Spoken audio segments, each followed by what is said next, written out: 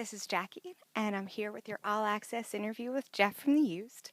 Now, you guys have been around for quite a while, since at least 2001, so coming up on a 15-year anniversary. Yep, that's right. What are some things that you attribute to your band's longevity? I would say it's very easy to connect with Bert.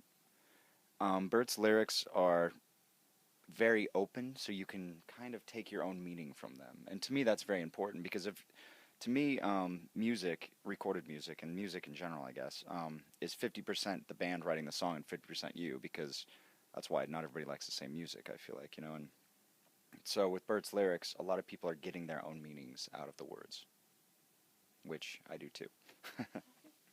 How has your sound evolved since way back when? Um, That's a good question. It evolved as we evolved, I think. When we first started writing and jamming, um, the songs were very, I guess, more angry originally. We had a lot of angst, a lot of like trying to get away kind of a feeling. And as the records went, you can't help but change. Every day, every second, we're changing as people and growing, I guess you can say, and learning. And we seem to, not we seem to, but can't hold my train of thought for more than 2 seconds right now. I'm not even stoned, and it feels like it.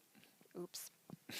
Well, we'll move on to more current issues. What are some things that are currently influencing songwriting now? Current. God, I had a great answer for the last one, and I lost it. Current, I would say, the way we write, it's kind of circumstantial, I guess would be the right way.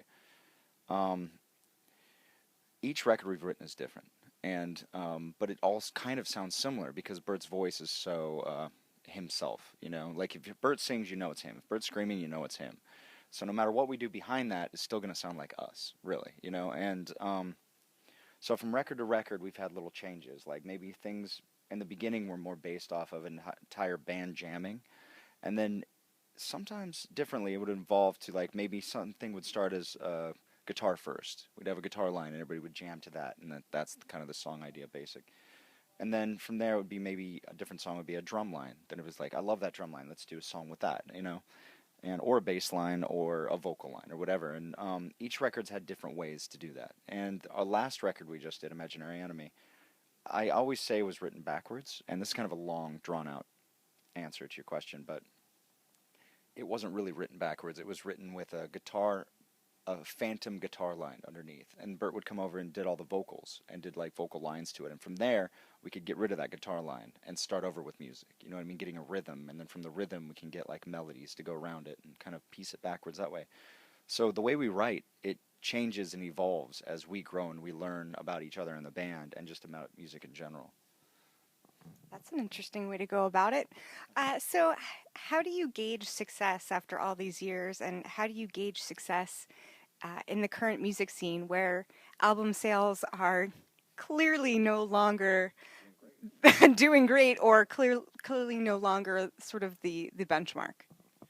Um, you know, Success is all like a point of view in some ways. You know what I mean? Like a lot of bands just getting signed is success. And that's kind of, I mean, we in the very beginning, the very very first thing that we ever said about it would be, if we played Warped Tour, we succeeded. That was it, and we played Warped Tour, so really we succeeded. And from here out, we are just trying to get better, to write better songs, to get better musically. For us, we enjoy playing songs. We enjoy playing live. We enjoy touring. We enjoy writing music. We enjoy being together. Like we hang out all the time on the bus or off of the bus.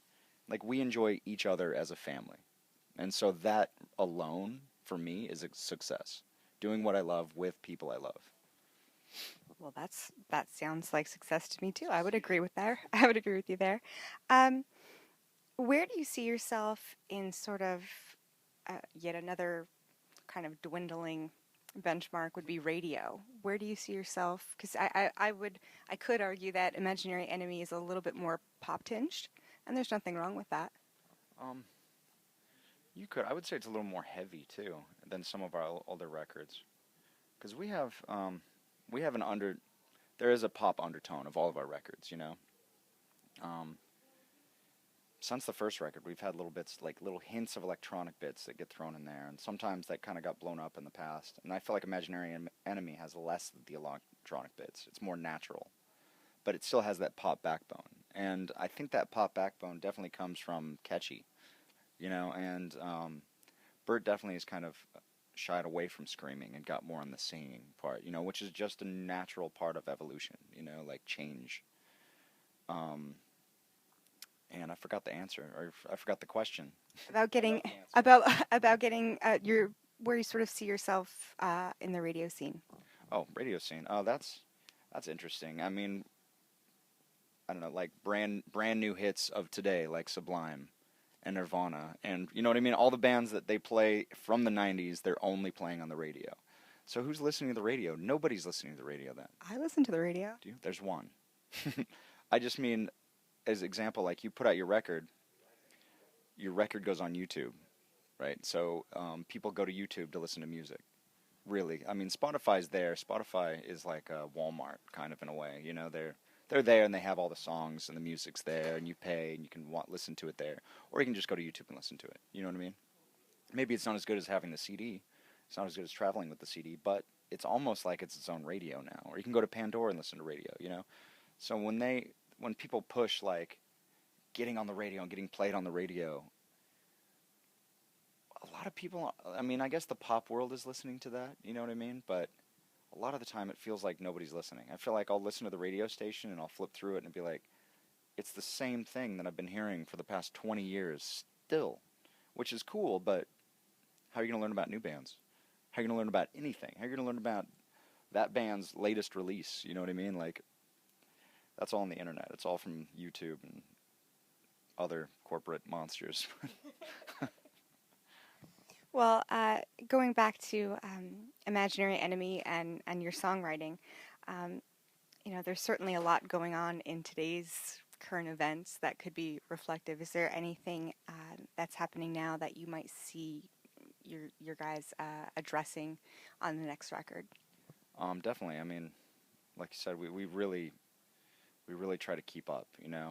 I think that last record. I mean, this is kind of similar to what you're saying, but our last record, Imaginary Enemy, was really based off of revolution of consciousness, revolution of change without, sort of taking the 1% of people down, you know what I mean, and making the 99% of people be the 1%, like, why should 1% own all of the money to the world? Like, that doesn't make any sense, things are not even at all, and I mean, the only way to fix stuff, and this is kind of getting off the subject a little bit, but money is the worst thing in the world. We know that, but money is power.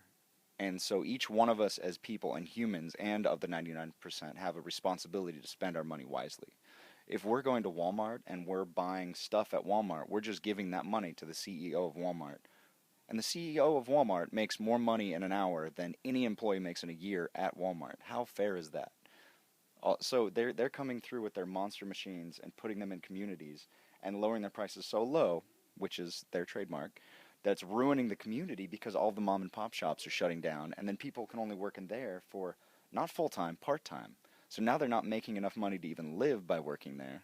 See, I mean, the more you get into that, it's horrible. And then you can go into like Starbucks, you can go into like GM Foods. We can go crazy if we want right now, but we're not going to because everybody knows, I can even go into vegetarian, and that would just anger people because they don't want to know about it. But I think you're onto something, that there's definitely lots of things going on in current events and in current, in 2015, that are definitely worth giving more of a focus to. That Paying attention, and I'm not saying get crazy aggressive and be like, oh, everything's a conspiracy and we're all gonna die. No, I mean, it's about, if you can't fight it with money, fight it with people. And knowledge is power. So the more people know, the more we can actually do something and change and make it better for ourselves and for everybody else. You can give up, sure, but what does that do for anybody? That's very selfish to give up, I think. And so our next record, I don't know if it's going to be more involved in this or if it's going to be a little more on the lighter side, but this is always on our minds and always on our thoughts and always in our hearts, is this idea of us as people standing up for ourselves. it's nice that you are uh, a band that has a heavy social conscious because not everyone does. Oh yeah. Um, you have previously worked with Living the Dream Foundation. Can you tell me a little bit about that?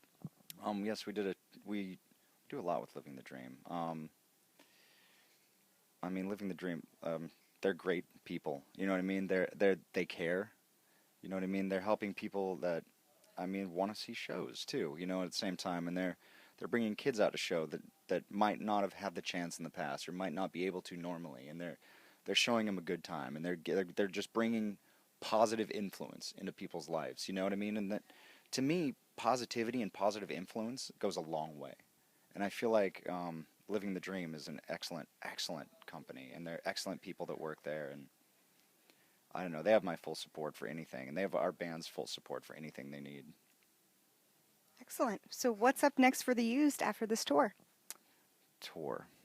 We don't stop. Yeah, after this tour, we go to Southeast Asia for like I would say like 2 weeks, just doing a little run. We're not hitting all of Southeast Asia and not all of Asia, but we're hitting like a few select markets, and then markets is such a horrible word to use. That's like a Locations. locations. We're hitting a few select locations, places that we've never played before, which I'm very excited about. And then after that, there's talk of recording a couple little extras for something because next year we have something really big going on. And it may or may not have to do with 15 years of being the Used. Very nice tease. Yeah, keep it vague, but just a little tease. We'll stay tuned for a lot more from the Used. This is Jackie, thanks to All Access and In the Key of Change. All right.